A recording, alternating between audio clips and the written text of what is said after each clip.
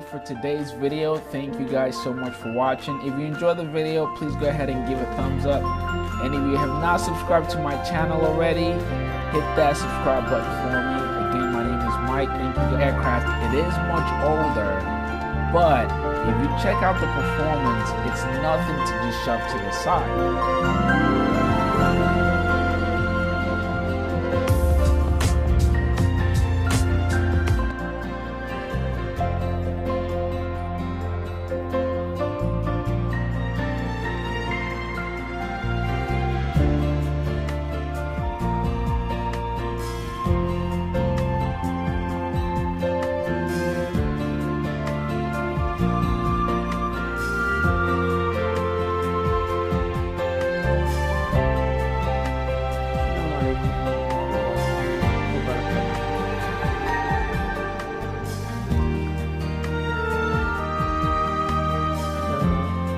هذا الفيديو الأول عن طائرة بوينغ 777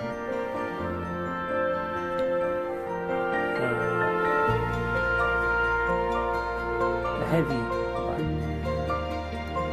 Boeing 777 300 أو FX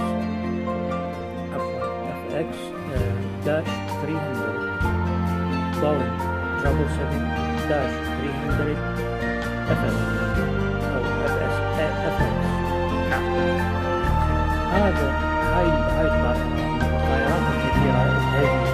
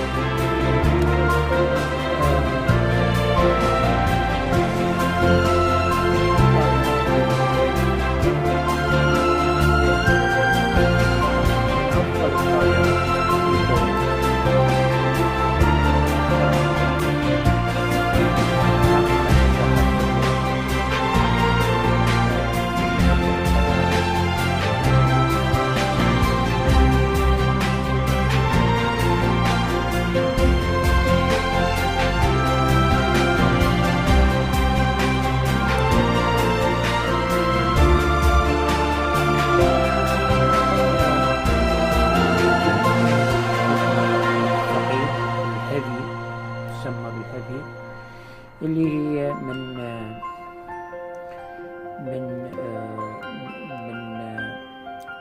يعني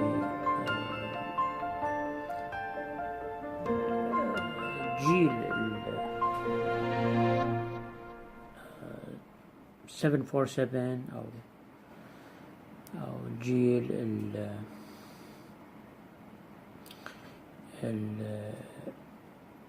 الإيرباص Airbus 320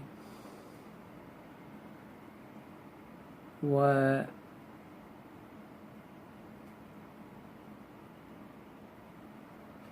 هذا الدرس الأول لهذه الطائرة. طبعا أمامكم الطائرة أخوان، هذه الطائرة أمامكم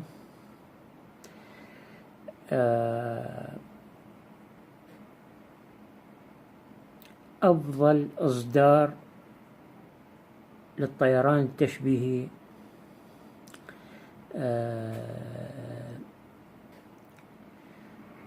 صدرت، أفضل إصدار عالمي، هي أفضل أفضل من باقي شركات السيميليتر.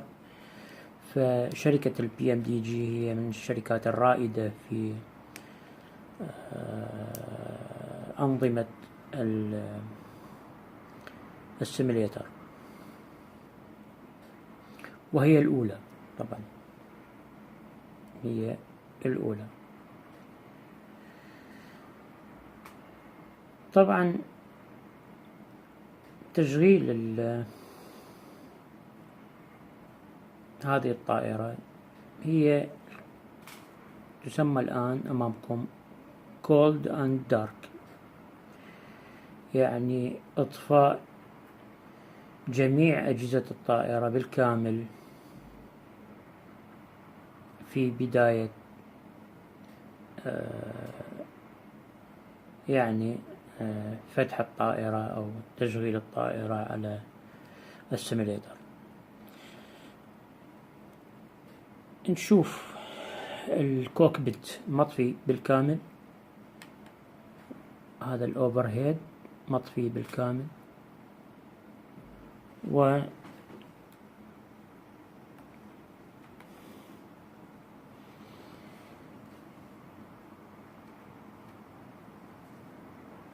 نظام ال FMC أيضا مطفي بالكامل. كمبيوتر الطائرة، شاشات الطائرة كلها مطفية بالكامل. و سوف نأتي إلى بداية تشغيل الطائرة. ما هي الخطوة الأولى لتشغيل الطائرة؟ هذه الطائرة 777 أمامكم. هذه الطائرة أمامكم واقفة في مطار أبو ظبي.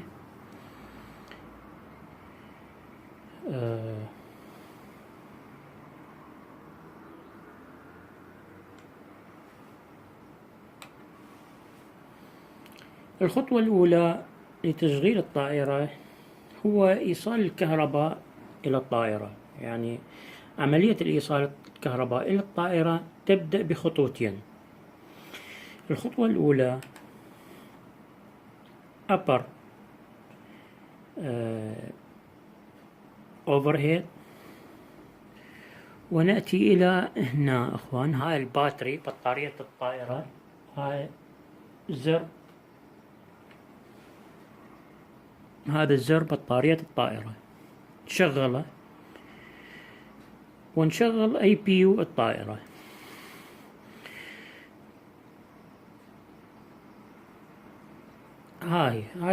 هاي الخطوة الأولى. الخطوة الثانية هي عملية الانتظار.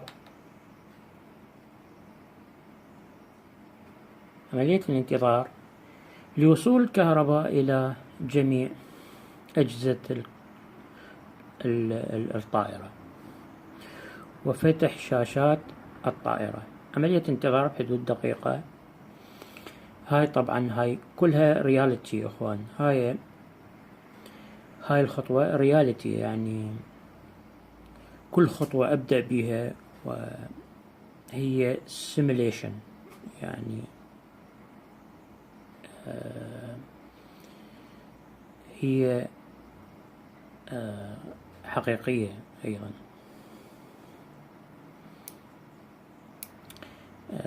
او شبيهة بالحقيقة. ننتظر الآن الكهرباء.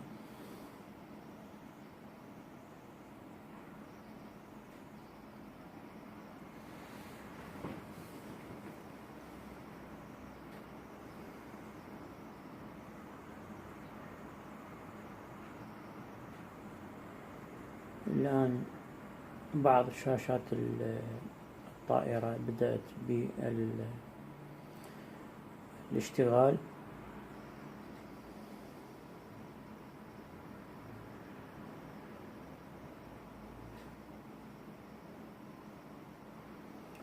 والأف ام سي كمبيوتر الطائرة بدأ بالعمل.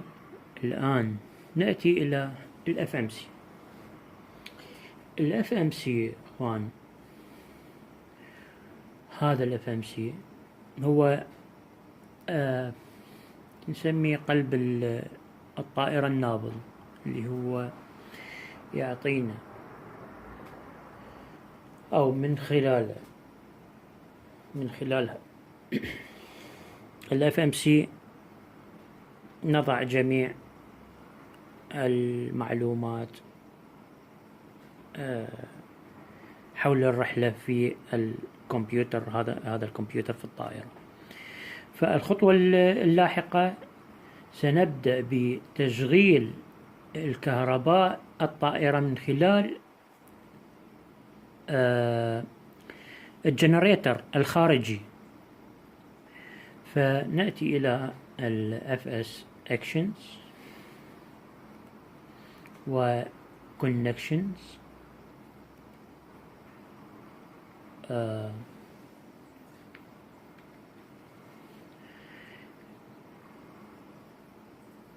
هنا الكونكشن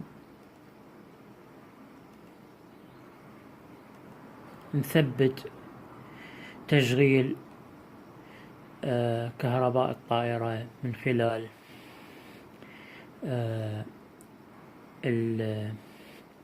الجنريتر الخارجي. الاي بي يو قلنا الاي بي يو هو جنريتر الطائرة الداخلي اللي نأخذ من الكهرباء. الآن الجنريتر الخارجي للطائرة فتم تشغيله. الآن عملية التحويل من اي بي يو الطائرة من الكهرباء الآن الكهرباء هو كهرباء الطائرة. عملية التحويل من كهرباء الطائرة إلى كهرباء الخارجي هو منا فقط نقول له هنا دا يقول available، هذا كهرباء الجنريتر الخارجي، نقول له on. والاي بي يو الآن تحول إلى الجنريتر الخارجي. الآن نطفي الاي بي يو الطائرة، فالآن الكهرباء الطائرة بالكامل من جنريتر الخارجي فقط. طيب الآن مثل ما تشوفون الطائرة، جميع أجهزة الطائرة تعمل أمامكم.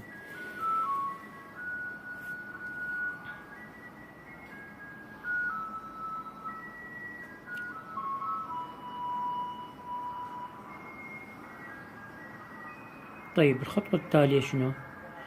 الخطوة التالية تثبيت تثبيت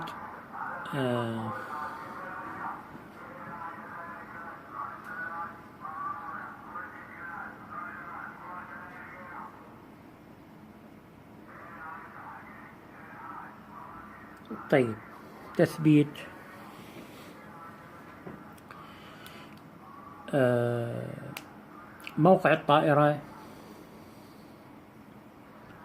على جهاز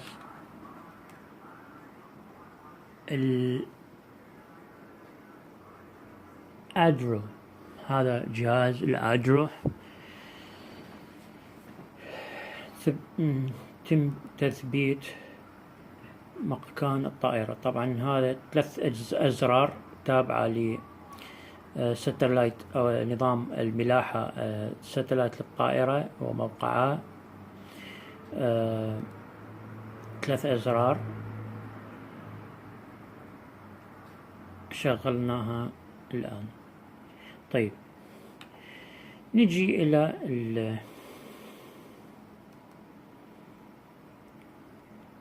نرجع هنا إلى ال FMC، كبر حجمه شوية. الفيول، طبعا الفيول الخطوة التالية نثبت الفيول. رحلتنا هي إن شاء الله أبو ظبي الكويت. فهذا موقع الفلايت أو فيول بلانر. هذا الموقع فيول بلانر ينطينا حساب الوقود. نختار طبعا هنا نوع الطائرة، ينطينا حساب وقود الرحلة. بوينغ 777-300. الأورجن، هنا الأورجن طبعا المطار أبو ظبي، والديستنيشن اللي هو مطار الكويت أوكي بي كي أوسكار كيلو برافو كيلو. وننطي بلانر حيحسب لنا الفيول فيول الرحلة. فهنا بوينغ فيول بلانر، هنا توتال فيول انطانا 48,191. الوقود بالمجمل اللي نضعها في خزانات الطائرة. فهنا يقول اليوزج فيول أو فيول يوزج المستخدم في الرحلة هو 26,000 وكسر. الوقت هو 1.5 ساعة، الوقت المستغرق للرحلة أو المتوقع للرحلة. الريسيرف فيول الاحتياطي هو 21,895 باوندز. طبعا هنا الباوندز وحدة القياس. هنا fuel off board أو fuel on board، آسف، fuel on board هو نفسه التوتال 48,191. يكفينا طيران إلى 2:45 دقيقة. طيب نجي إلى هذا الموقع اللي هو اسمه سيمي بريف، اللي هو طبعا تعمل له سبسكرايب حتى تقدر تستفاد من هذا الموقع. ماي فلايتس، ندخل طبعا نسوي سبسكرايب. هنا نعطي يوزر نيم باسورد، ندخل الموقع.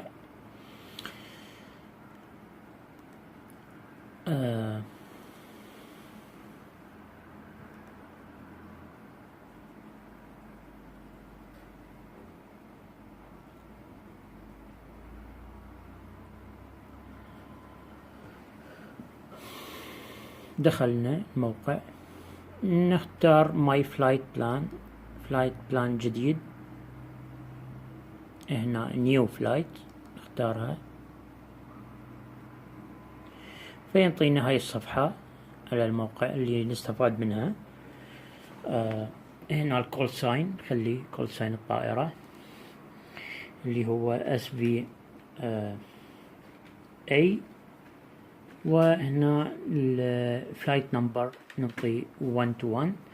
فهذا بالحقيقة هو الايرلاين، والفلايت نمبر هو الكول ساين الطائرة نفسه.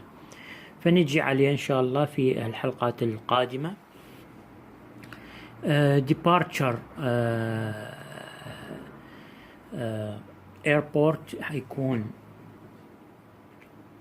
أوسكار مايك ألفا ألفا اللي هو مطار أبو ظبي الدولي. والأرايفل اللي هو المطار الوصول إن شاء الله حيكون هو أوكي بي كي أوسكار كيلو برافو كيلو، اللي هذا مطار الكويت الدولي. والموقع أعطانا الالترناتيف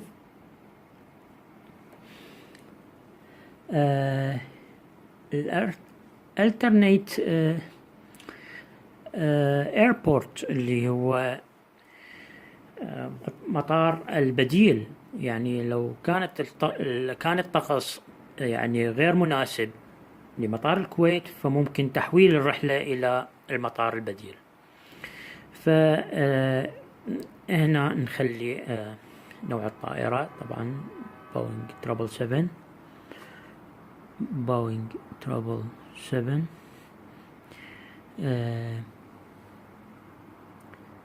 داش 300. هاي القريب إلها طبعا هي اف اكس، بس احنا خلينا اي ار، مو فد شي مهم. الاف اكس ما موجود. انطانا طبعا بعد ما هاي انطانا الديبارتشر، حنستفاد من ديبارتشر رنوي اللي هو رقم الرنوي اللي حنطير من عنده ان شاء الله، اللي هو 13 13 رايت.